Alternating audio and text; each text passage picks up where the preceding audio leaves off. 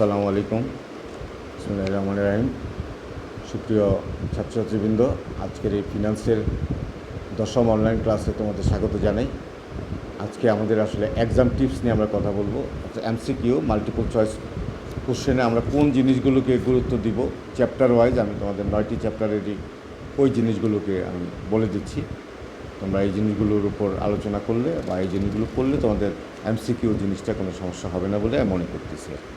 আমাদের যে অর্থায়নের সূচনা বা ইন্ট্রোডাকশন টু ফিনান্স, এইখানে তোমরা যে জিনিসগুলো খেয়াল রাখবা সেটা হচ্ছে অর্থ কাকে বলে, অর্থায়ন কাকে বলে, তহবিল, সাধারণ সঞ্চিতি কী, আবণ্টিত মুনাফা কী, আর্থিক ব্যবস্থাপনা কী, তারল্য কী, মুনাফা সর্বাধিকরণ কী, সম্পদ সর্বাধিকরণ কী, লভ্যাংশ নীতি কী, মূলধন কাঠামো, পত্রকোষ বা পোর্টফোলিও, সামষ্টিক অর্থনীতি কী, বিনিয়োগ সিদ্ধান্ত কী, আর্থিক সিদ্ধান্ত কী, তারপরে লভ্যাংশ সিদ্ধান্ত কাকে বলে, মূলধন বাজেটিক সিদ্ধান্ত, সামাজিক দায়বদ্ধতা, জনকল্যাণ, পোর্টফোলিও এবং অপশন মডেল। এই কয়টা জিনিস যদি তোমার মোটামুটি জানা থাকে তাহলে আমার মনে হয় যে তোমাদের কি প্রথম চ্যাপ্টারের ব্যাপারটা তোমরা করতে পারবা। তারপরে আসো দ্বিতীয় চ্যাপ্টারের নাম হচ্ছে আমাদের legal aspects of financial market বা আর্থিক বাজারের আইনগত দিকসমূহ। এখানে আমি কী কী জিনিস মাথায় রাখবো সেটা হচ্ছে যে আর্থিক বাজার কী, মুদ্রা বাজার কী, মূলধন বাজার বা পুঁজি বাজার কাকে বলে, আর তারপরে রাখবো সিকিউরিটিস কী, শেয়ার বাজার কী, ডিলার কী, অবলেখক কী, আইপিও কাকে বলে, মার্চেন্ট ব্যাংক কাকে বলে বা মার্চেন্ট ব্যাংক কারা, তারপরে লাগবে প্রাথমিক বাজার, মাধ্যমিক বাজার, তারপর বাণিজ্যিক পত্র কী, ট্রেজারি বিল, পুনঃচুক্তি বা রেপো REPO কাকে বলে, পুনঃক্রয় চুক্তি যেটা, তারপরে মানি লন্ডারিং, হস্তান্তরযোগ্যতা বিলের এইসব কী, এটা হলো দ্বিতীয় চ্যাপ্টারে তোমার এই জিনিসগুলোর প্রয়োজন হবে। আমাদের যে তৃতীয় চ্যাপ্টার সেটা হচ্ছে টাইম ভ্যালু অফ মানি বা অর্থের সময় মূল্য।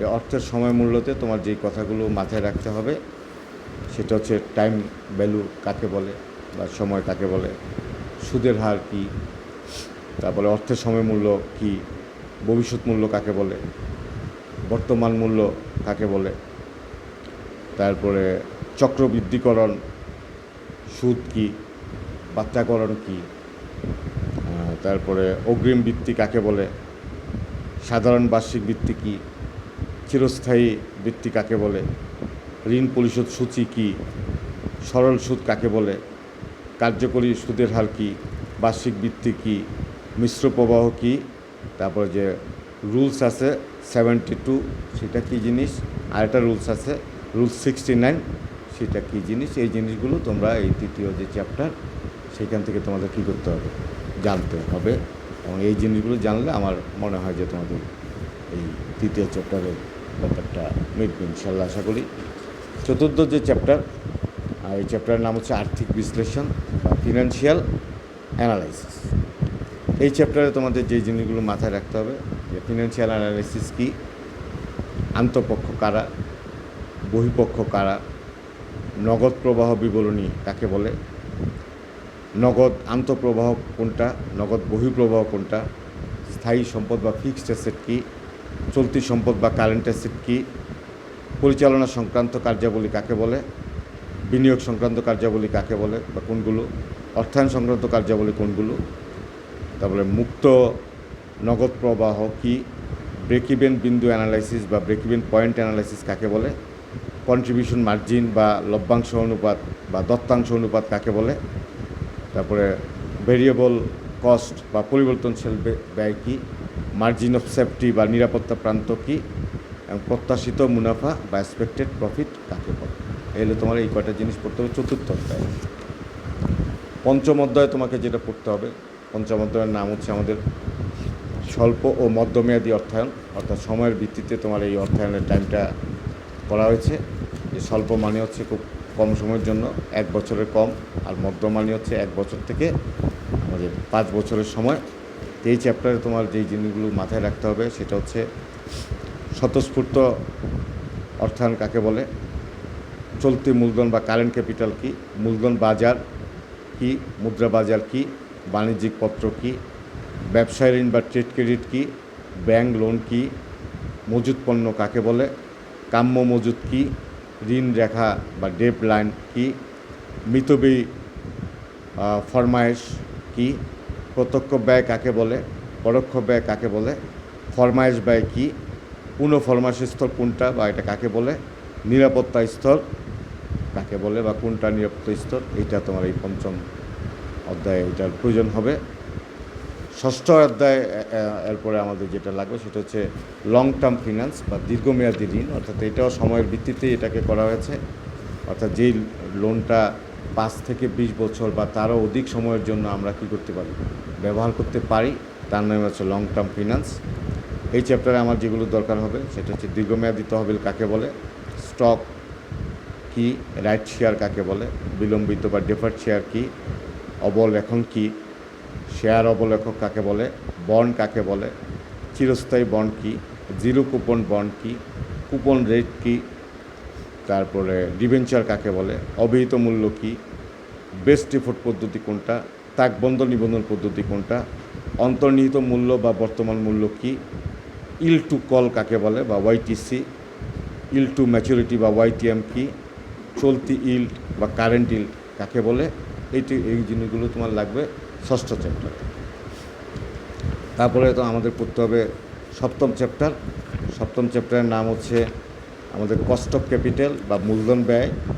তো মূলধন ব্যয়ে আমার যেই কথাগুলো মাথায় রাখতে হবে, যে মূলধন কাকে বলে সেটা আগে জানবই, যে হোয়াট ইজ ক্যাপিটাল।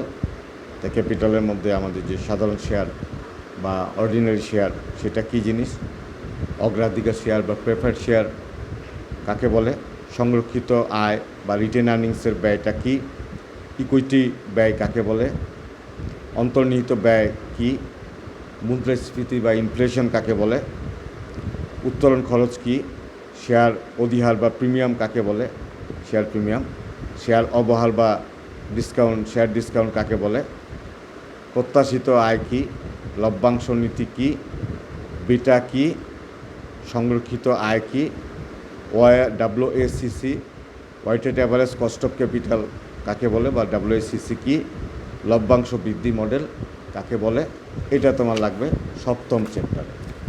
তারপরে আমাদের পড়তে হবে অষ্টম চ্যাপ্টার। অষ্টম চ্যাপ্টারের নাম হচ্ছে capital budgeting and investment decision বা মূলধন বাজেটিং এবং বিনিয়োগ সিদ্ধান্ত।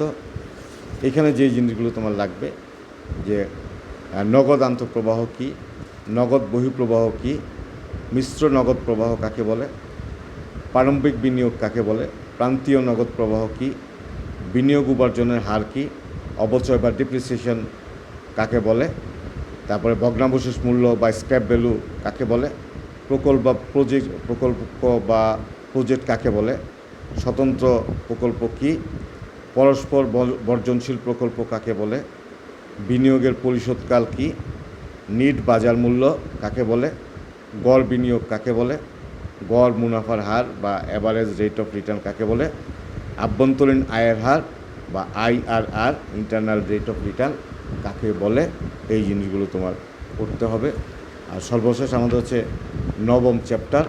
নবম চ্যাপ্টারে আমার নাম হচ্ছে ঝুঁকি এবং মুনাফার হার, risk and rate of return. অর্থাৎ এখানে যেটা আমার জানতে হবে যে ঝুঁকি কাকে বলে, মুনাফার হার বলতে আমরা কি বুঝি, তারপর ইনভেস্টমেন্ট কাকে বলে, প্রত্যাশিত গড় প্রাপ্তি কী, আয় বা উপার্জন কাকে বলে, ঝুঁকি হস্তান্তর বলতে আমরা কি বুঝি, নিয়ামক ঝুঁকি কী, অনিয়ামক ঝুঁকি কী, ঝুঁকি প্রিমিয়াম কাকে বলে, একক ঝুঁকি বা সিঙ্গেল ঝুঁকি কাকে বলে, আর্থিক ঝুঁকি বা ফিনান্সিয়াল রিস্ক কাকে বলে, কোম্পানি ঝুঁকি কাকে বলে, বাজার ঝুঁকি বা মার্কেট রিস্ক কাকে বলে, বিভেদাঙ্ক বা ব্যবধানাঙ্ক কাকে বলে, আদর্শ বিচ্যুতি কী কাকে বলে, পোর্টফোলিও বা পত্রকোষ পদ্ধতি কী, পোর্টফোলিও বৈচিত্র্যায়ন বলতে কী বুঝো, CAPM বা ক্যাপিটাল অ্যাসেট প্রাইসিং মডেল কী, সহসম্বন্ধ কাকে বলে, সহভেদাঙ্ক কাকে বলে, বেটা সহগ বা মার্কেটিং বেটা কাকে বলে, এই জিনিসগুলো লাগবে আমার নবম চ্যাপ্টারে। তাহলে আমাদের টোটালি এই যে 9টা চ্যাপ্টার আমরা দেখলাম, এই 9টা চ্যাপ্টার থেকে আমার কী হবে, এই আমাদের পড়তে হবে এমসিকিউ কোশ্চেন। এই জিনিসগুলো যদি আমরা এমসিকিউ কোশ্চেনগুলো করে নেই, তাহলে আশা করা যায় আমাদের এমসিকিউ কোশ্চেন কমন পড়বে। তবে এমসিকিউ কোশ্চেন উত্তর দেওয়ার মূল পদ্ধতি হচ্ছে পুরা বইটি কী করা, মানে পুরা বই, টেক্সট বই যেটা তোমাদের যার যে টেক্সট বইটা আছে, এই টেক্সট বইটাকে বারবার পুঙ্খানুপুঙ্খানু পড়ে যাও। মানে অর্থাৎ তুমি যদি এই বারবার পড়ে যাও, তাইলেই কিন্তু তোমার কি মানে এমসিকিউর কোশ্চেনের জন্য কখনই কোনো চিন্তা করতে হবে না। এবং এই পুরো টেক্সট বই থেকে সবসময় কী হয়, এমসিকিউ কোশ্চেনগুলো হয়। তা আমার যেটা তোমাদের প্রতি অনুরোধ থাকবে, তোমরা আদ্যপান্ত টেক্সট বইটা ভালো করে পড়বা। পড়ার পরে তোমাদের যদি কোনো কনসেপ্টে কী হয়, সমস্যা হয়, আমি তোমাদের জন্য 10টা থেকে 11টা আমি কিসে থাকি, তোমাদের অনলাইনে থাকি। আমাকে মোবাইলেও পাওয়া যাবে, হোয়াটসঅ্যাপে পাওয়া যাবে, ইমোতেও পাওয়া যাবে। আমার সব একই সেম নাম্বারটাই আছে, সব ভাইবারেও পাওয়া যাবে। তারপরে আমার জুম আইডিতেও তোমরা যে কেউ নক করে জুম আইডিতে ফেস টু ফেস কথা বলতে পারবা। তারপরে যেখানে তোমাদের সমস্যা অর্থাৎ এমসিকিউ নিয়ে হোক, যা নিয়ে হোক, এই প্রবলেমগুলো তোমরা সলভ করে নিবা যদি কোনো সমস্যা থাকে। এবং এই করোনাকালে তোমরা সবাই বাসায় থাকবা, বাড়িতে থাকবা এবং এই পড়াশোনা করে এই সময়টা কাজে লাগাবা, এই প্রত্যাশা করে। এবং আমরা পরবর্তীতে ক্লাসটা আমি আর একটা সিকিউর উপর একটা এক্সাম টিপস দিব। আজকের যে আলোচনা এমসিকিউর উপর এখানেই শেষ করব। পরিশেষে একটা কথাই বলবো যে এই যে করোনা কাল, এই সময় বেঁচে থাকাই হচ্ছে একটা বড় ব্যাপার। তা তোমরা প্রত্যেকের স্বাস্থ্যবিধি মেনে চলবা, মুখে বাইরের কোনো জরুরি কারণে বের হতে হলে মাস্ক ব্যবহার করবা, বাসায় এসে 20 সেকেন্ড ধরে হাত ধোবা, অর্থাৎ স্বাস্থ্যবিধি পুরোপুরি মেনে চলবা। এই প্রত্যাশায় আজকের ক্লাস এখানেই শেষ করছি। সবাইকে ধন্যবাদ। আসসালামু আলাইকুম।